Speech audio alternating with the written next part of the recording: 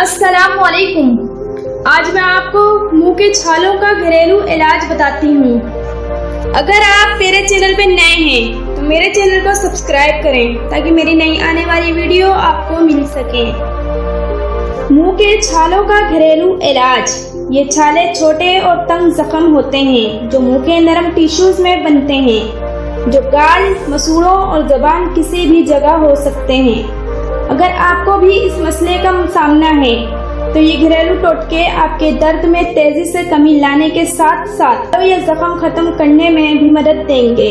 नारियल का तेल मुंह के छालों के इलाज में मददगार साबित हो सकता है। नारियल का तेल कुछ मिकदार मुतासिरा हिस्से पर लगाएं और दिन भर में कई बार ये अमल इस वक्त तक दोहराएं जब तक छाला खत्म ना हो जाए।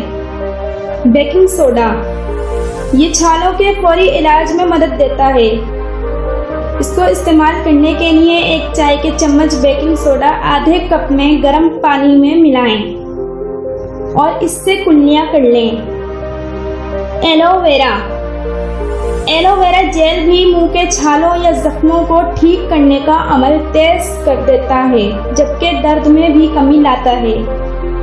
एक साफ चम्मच के जरिए इस जेल की कुछ मिकदार बराह रास्त मुतासिरा हिस्से पर लगाएं। जरूरत पड़ने पर इस अमल को दोहराएं। शहद भी फायदेमंद है।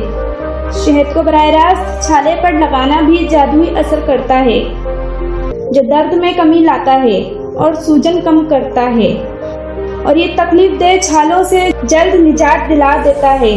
बस शर्त यह है कि शहद असली हो। नमक मिले पानी से कुल्लियां।